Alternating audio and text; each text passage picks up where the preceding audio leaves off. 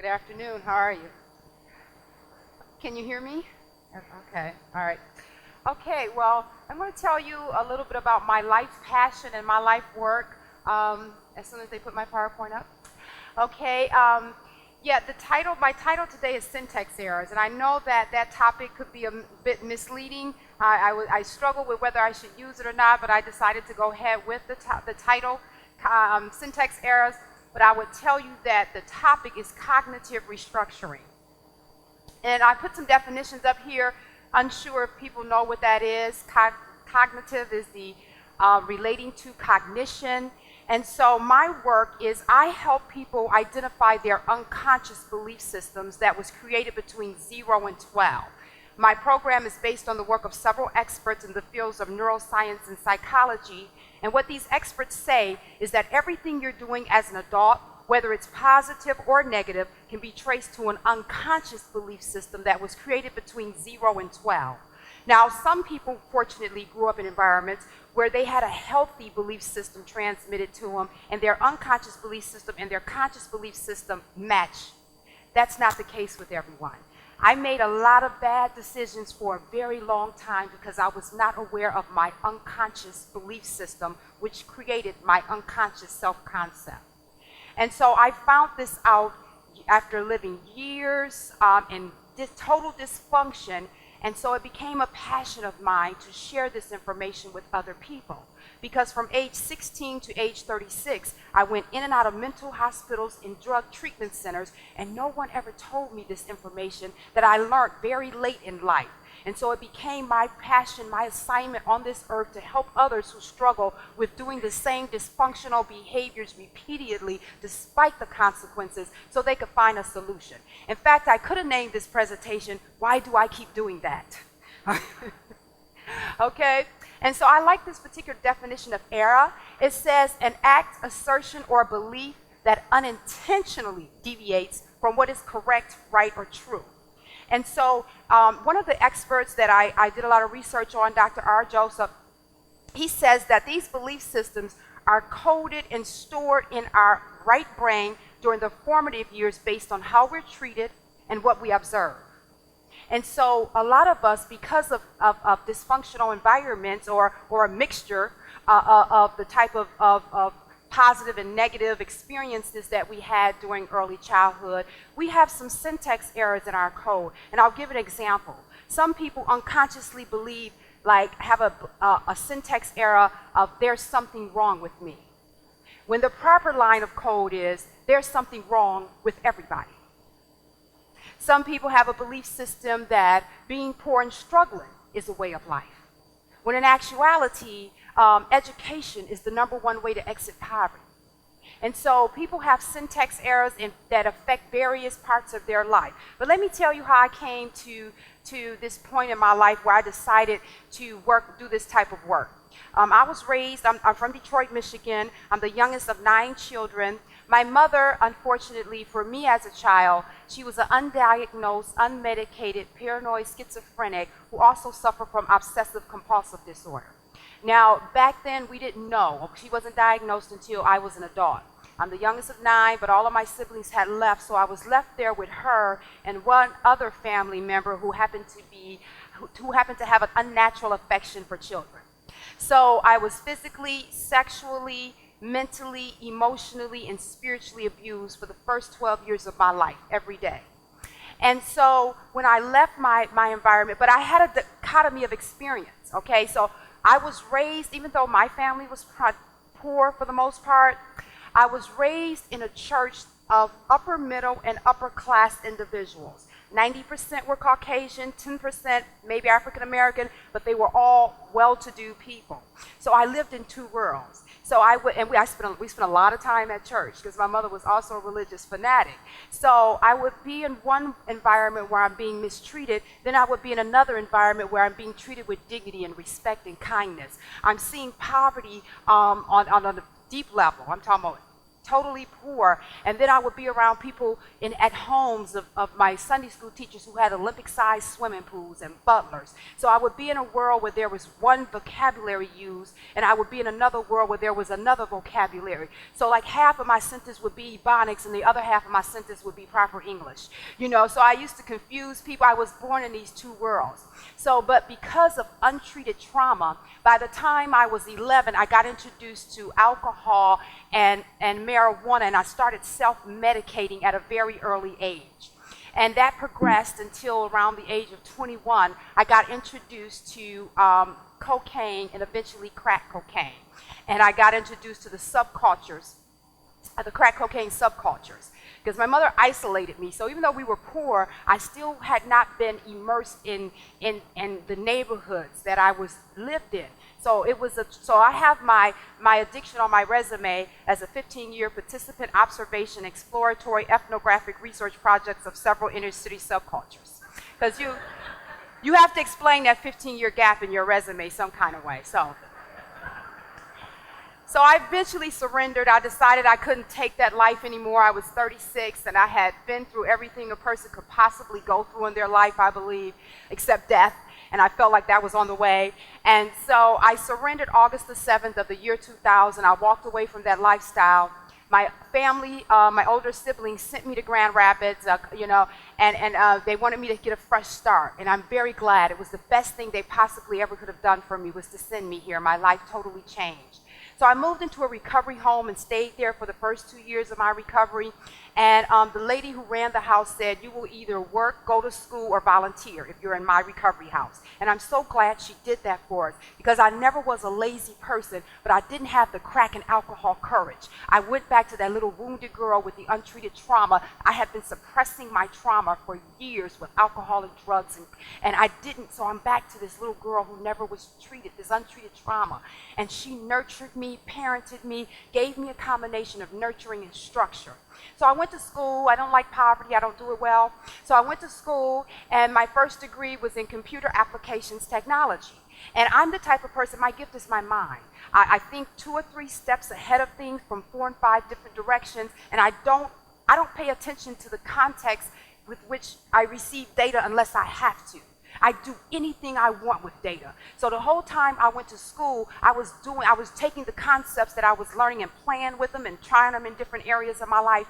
And my computer programming final, I didn't know that it was going to play such a huge role in my life. One thing it did is cured me of my desire to be a computer programmer. Instantly. Instantly. It was a 2-week take home, open book, open note, call Bill Gates, good luck final. And so we had to write this computer program that would go from one part of memory to another part of memory, bring all of this data back over to this part of memory, and find the one line of information in all of this data that we were looking for and bring it to the screen. It took me 2 weeks to write the code for that button, and I kept having syntax errors. And so whenever I would write the code, it wouldn't work because I didn't have the proper code. And so it would highlight an area where I had wrote the code, and it says, you have a syntax error. It was said in big red letters, you have a syntax error. So for 2 weeks, I kept, you have a syntax error. I didn't know that I was being given a message about my life.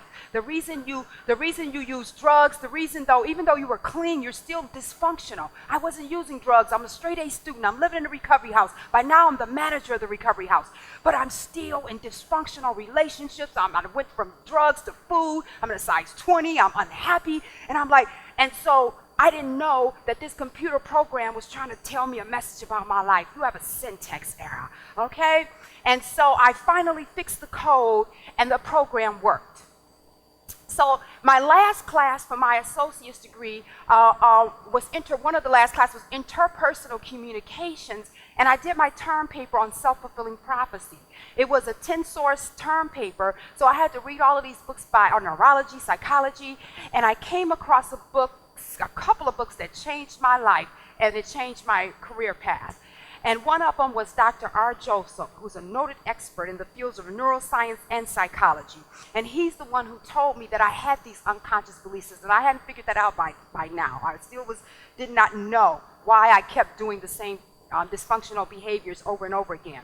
And this particular doctor says that, all of the way I was treated was coded as a belief system during the formative years. That's why they call it the formative years, because that's when your unconscious self-concept is created. Not that concept that we try to appear confident and together on the outside. No, I'm talking about that unconscious, how you really feel about yourself. He says it's created between 0 and 12, and it's stored in your right brain. It's connected to the emotional atmosphere in which that belief system was transmitted, and it also contains that part of your brain also captured the vocal tone, voice inflection, and body language of the people of influence who transmitted those belief systems to you. So that's why somebody can look at you a certain way and just upset your whole day, because they've tapped inside of that part of your brain where you were somewhat of influence, who you were intimidated by, or someone that you wanted to impress, or that when they treated you a certain way. All of that is captured together and stored in your right brain. He says the left side of your brain, the conscious language-dependent side of your brain, primarily talks. That's why you can talk to a person, they sound very, very intelligent, and you look at their life and they're making some really, really, really bad decisions. And you're like, there's some disconnect here. You sound very intelligent, but you do some very unintelligent things. That's because their left side of your brain is conscious. It just mostly talks. This is like the operating system on a computer. And so I said, well, if I can fix the syntax errors in that computer program, can I fix Anneshia's syntax errors? So I opened up this Word document, because when I had a few months clean, I had started writing my life story. And I was typing, and I had got up to age 21, and I stopped and put it away because it was very depressing. I was like, this is a horror story. And so I stopped. So I stopped typing, and I had put it away. But I went and printed that document, and I coded my unconscious belief system. I found 150 syntax errors. And by the age of 13, I stopped writing, because I was only reenacting and obeying the ones that I found between 0 and 12. So I put them on index cards. I didn't carry all of them at one time, but I carried the ones that bothered me the most. And I started realizing that at the end of the day, the way I responded to people, the decisions I made, every last one of them could be traced. You could look at me and I could go through my cards and find 5 of them that you had activated. And so I was like, wow, this is phenomenal. And I said, well, if I could fix that code in the computer program, can I fix Annessia's syntax errors? Now, I had all this information. Remember my dichotomy of experiences? I had the proper code. I grew up in this environment where I saw the other lifestyle. And plus, my favorite hobby was reading. I escaped my mom by reading. So there's certain authors that I have read everything that's all I did. She didn't allow a television in her house. I did not watch TV the first 12 years of my life. And that's one of the reasons I believe my mind is so powerful, because I see things instantly. The TV did not visualize for me. I had to do it. And so I went and I started fixing my code. So I put the proper line of code on the back of the card.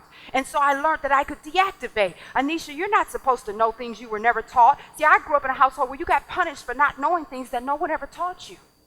So for years, I was scared to go learn and try new things, because my unconscious belief system told me you should already know it. So once I learned something, I would stick with it, even if it was dysfunctional, because I thought that I had everything else I was supposed to already know. And I would have to go through this horrible process. See, these syntax errors, they're syntax errors for how you eat, education, how you spend your money. And guess what? Each one of your syntax errors has a budget and a schedule. That's one of my groups I do with one of my clients. It's called Your Issues Make Your Budget and Your Schedule. And we take our syntax errors and see how much time we spend obeying them every day. And then we identify how much money we spend obeying them. Okay? So I fixed my code and I put it on the back of on the cards. And so I've been doing this for the court, with court mandate clients for years. We are so advanced. We are so advanced that I feel guilty, because my clients are more advanced than other therapists. And so they go to other therapists and they're doing therapy with the therapist because they're laying down their syntax errors and they're telling their therapist what they see in them. And so over the years, I've gotten so good at doing this, I started noticing that certain syntax errors collaborate with other syntax errors. Your syntax error collaborates with my syntax error. That is not a good song, so I can't use that tune. And so So say if one person has an unconscious belief system that they have to assume the responsibilities of others because they grew up in an environment where they were had to be the parent or take care of their siblings or do things that they really shouldn't have to have done at that age. They unconsciously have this belief system, so they spent all of their lives assuming other people's responsibilities. Not their children, I'm talking about grown folks. Or even responsibilities that they should be giving to their children so they could, develop self-mastery. And so they say they have this unconscious belief system, and Dr. Joseph says that people have what he calls left brain confabulations. That's the lie that the lie lied about. That's the lie. Dr. Smith, another noted psychologist, he calls them guardian lies. So a lot of people believe that they have to assume other people's responsibilities, and a lot of other people believe that they have to pay people to act as if they like them, and they call it being too nice. That's a left brain confabulation. That's not why you're doing that. There's a lot of nice people who are not dysfunctional like that. They're nice, and they will very nicely tell you, no, that's not my responsibility. That's yours. Not going to do it. Have a nice day. So it's not about being too nice. If you're doing something that's causing you pain, and if you're doing it over and over again, you have a syntax error. And so these people get in a relationship with someone who grew up in an environment where they didn't have to do anything. Everything was done for them. So they expect others to do. In fact, they get hurt and angry with people because they unconsciously believe you're supposed to take care of me. And these belief systems collaborate with each other. I don't have time to go through a lot, but just know that if you got some syntax errors, you collaborate with other people who have syntax errors. So what I do with my program is really based on Freud. Freud's whole theory was based on the fact that you could bring the unconscious to the conscious. I just upgraded his techniques. Okay, using computer programming technology. Confucius says perceptions are transmitted by targeting every avenue of influence from the womb to the tomb. I developed an assessment tool based on that. I extract syntax errors, write new code, and then I use other things such as ping pong, which is actually a computer term, where you invalidate one copy that's in memory by putting the other one on. So I teach my clients how to ping their unconscious belief systems with how to ping the syntax error with the new code. Traceroot, that's a utility in the computer program that looks at an issue, a message, traces it from the point it originated all the way to the destination and identify every place it touches. That's an advanced assessment I do for people. So I already got your list 0 to 12. I can pick you up at 12, take you to 40, and tell you every decision these stack of syntax errors have made from you all of your life. Okay? Then resocialization. If you change your belief system, you need to learn how to navigate the new environments your new belief system will take you. I like this quote by Oliver Wendell Holmes. Man's minds, once stretched by a new ideal, never regains its original dimensions. My clients leave me, they can never not know why they do what they do. And I submit to you, if you have an issue you're struggling with, dysfunctional behavior, and you've been doing it over and over again, you have a syntax error. My name is Anneshia. Thank you.